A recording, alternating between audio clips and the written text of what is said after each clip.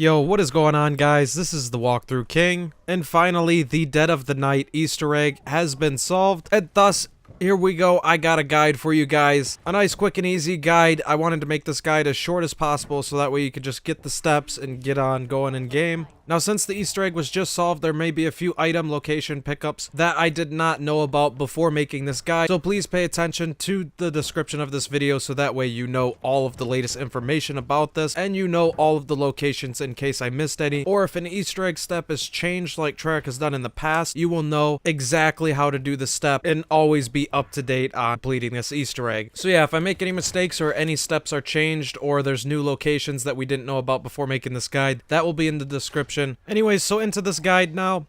A couple of prerequisites that you are going to want to have accomplished is you want the Wonder Weapon and you want to fully upgrade that. I will have a separate guide up for that shortly as well, so I will have that linked in the description. And you also want to have Pack-a-Punch ready to go, as well as the shield built. So for this Easter egg, it consists of 3 mini quests. You can get 1 quest from each of the Pack-a-Punch gem crystals that originally gave you your challenge in order to unlock Pack-a-Punch. I will be breaking this guide up into 3 sections, 1 section for each mini quest, and then it is going to go into the boss fight. So when focusing the gem, if you see the telescope like you'll see in the gameplay right now, then you are on the telescope quest.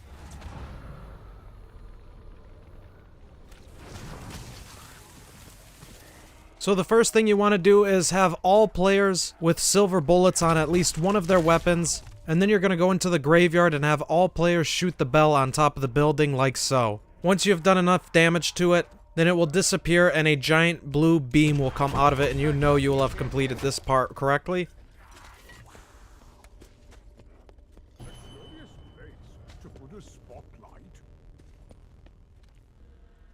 Now you want to go and head into the main spawn area and go on up to where the chandelier had fallen, and there will be 3 boxes that open up with a left and right control lever in the boxes. Each one of these levers will move the rings that the giant statue is holding up above his head, and the goal is to get all 3 light beams to be hitting a circle that is on the ring going around. Now this step is pretty tricky, and basically we just kept rocking it back and forth using the different levers on each side until we were able to get it by trial and error. What seemed to get it the fastest for us, and we have done it a few times, is just trying to get it all to stay together and just move the rings as a whole as best as we could. If there is an easier way found where you could just get this right away every single time, then I will be updating that in the description. Anyways, once you get all 3 beams to line up inside the rings, it will end up destroying the statue like so, and you will have completed this next step.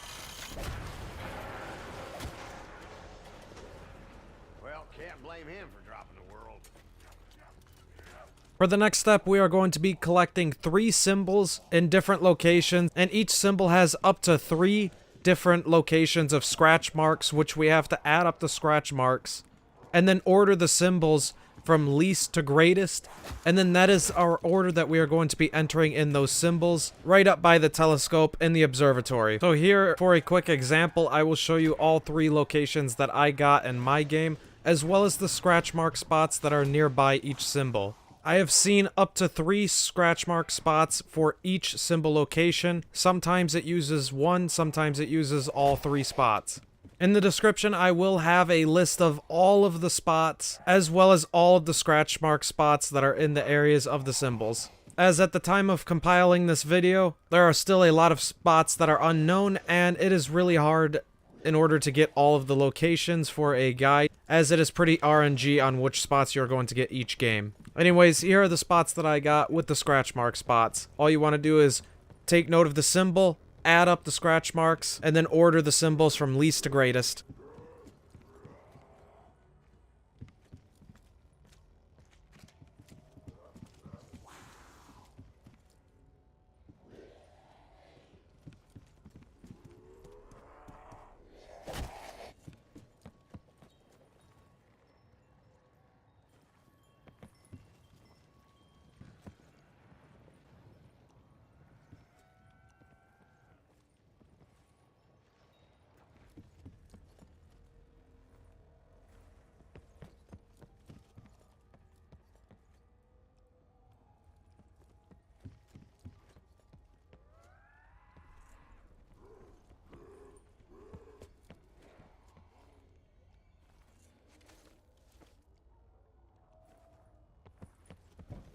So once you have all your scratches added up and you have all of your symbols, go ahead and order them from least to greatest and then enter them in to that little pad right in front of the telescope. In order to enter in the code, all you have to do is turn the dial until your symbol is at the top, and then you want to knife the pad. Once the code is entered in correctly, it will spin around and aim up towards where the moon is located on the outside, and then you will have completed that part of the step.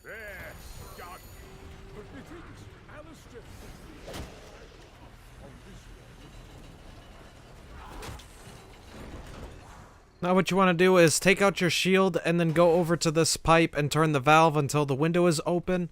Once the window is open, go ahead and bash the valve while still holding it with your shield, and then it will be stuck open.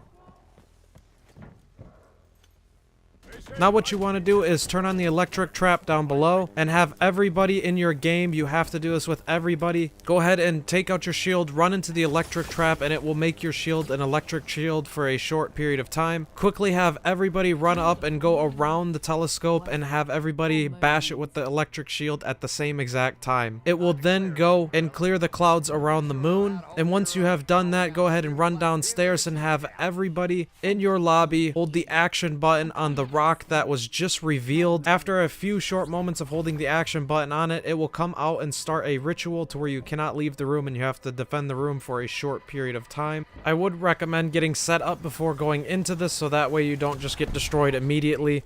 Once you have gone through the ritual, you'll be able to go back and interact with that stone plating, and that will complete this part of the mini quest. You are now done with the telescope quest line for the main Easter egg. Moving on to the marker quest line, this one is pretty simple. So after activating the quest, we now have to go into the cemetery, and there will be 5 trees with shaking leaves. These trees are always the same position each game. And then you just want to go and shoot the branches like we do, and they will fall down. Just go and interact with them, and they will be teleported to the place they need to go.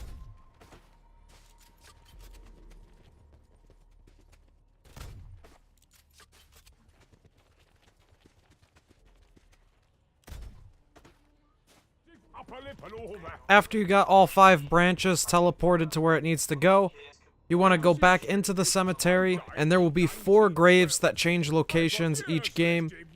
1 grave for each character. One of the characters is going to have a year of 1912 on that grave. You want that character to go and hold the action button on their grave, and it will give them a vision mode. Once in that vision mode, have that character run over to the marker, and you will have to shoot the fully upgraded wonder weapon at the bottom of the marker until you get the fire shot that goes underneath it. Once the fire shot is underneath it, go ahead and have the character with the vision climb into the marker, and he will be teleported into like this hell looking area. As soon as he's out of there, it will teleport that character right back to where he was when he teleported in there, and you will now have a new blue ghost-like vision.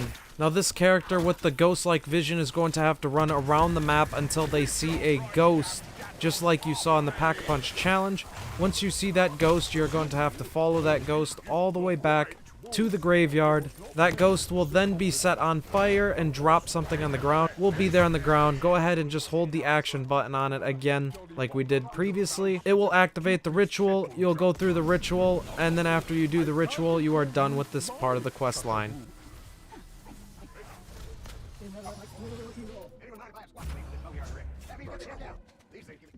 Next up, we are dealing with the armor quest, which is the 3rd and final mini quest line that we have to do until we could get into the boss fight. Once you have activated your crystal and have started this mini quest line, you will need to have built the fire trap in a couple of locations to make this easier on yourself, and you do need to use the fire trap as well for this step. Right now, I will include a bunch of locations in order to find the fire trap pieces, and in the description, I will have all known locations.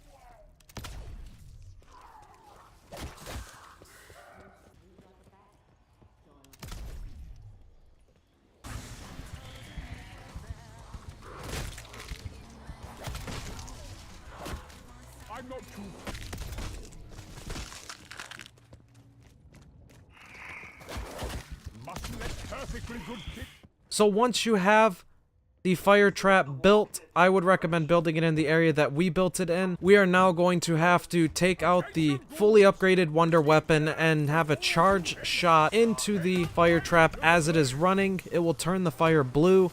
Go ahead and pull out your shield and run through it so that way you transfer the fire onto the front of your shield. Now you're going to want to take your on fire shield, and there are 4 fireplaces that you're going to have to hit in a specific order. And you have to do this 3 times in order to get 3 separate gems. The fireplace codes do not change, and unless they end up changing this in the future, you should just be able to follow the exact steps that I do for the fireplaces to be able to get them every time.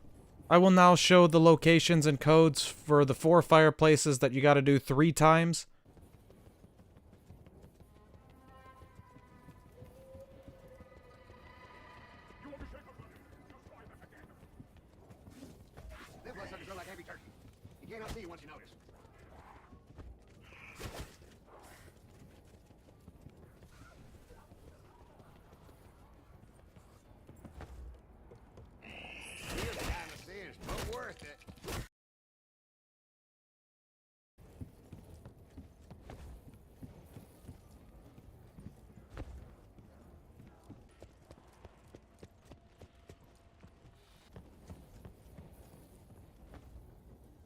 I am the keeper of the flame.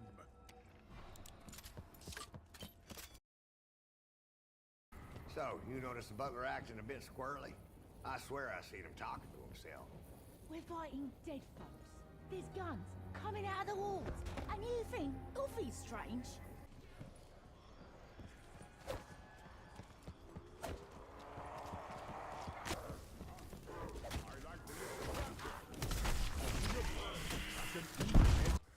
So once you have collected all 3 gems, we are going to now go to the 3 different knight armor pieces that are around the map and place the gems in each one of those. The armor piece will break, and the gem will start following the player that put in the gem into the armor piece. You are going to want to take that gem all the way back to the Pack-a-Punch area, and there will be a symbol in the Pack-a-Punch forest that correlates with the color of gem that you have. Take the gem over top of that, and it will start resting in that spot.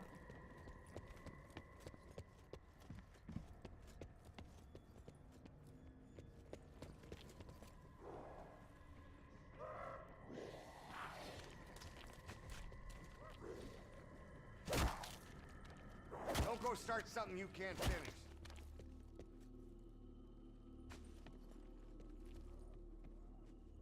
In the name of St. George, go forth and smite the wicked!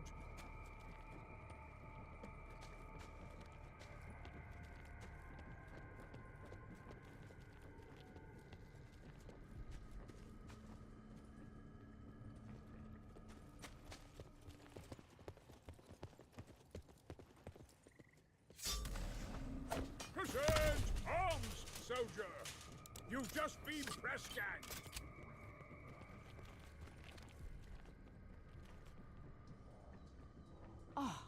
Once you have all 3 gems over in that area, the gems will then turn into suits of armor in those spots, and they will now be soul boxes. Each suit of armor has to be completed 2 times, and it will then move all the way over in front of Pack-a-Punch, creating a little triangle between the 3 sets of armor.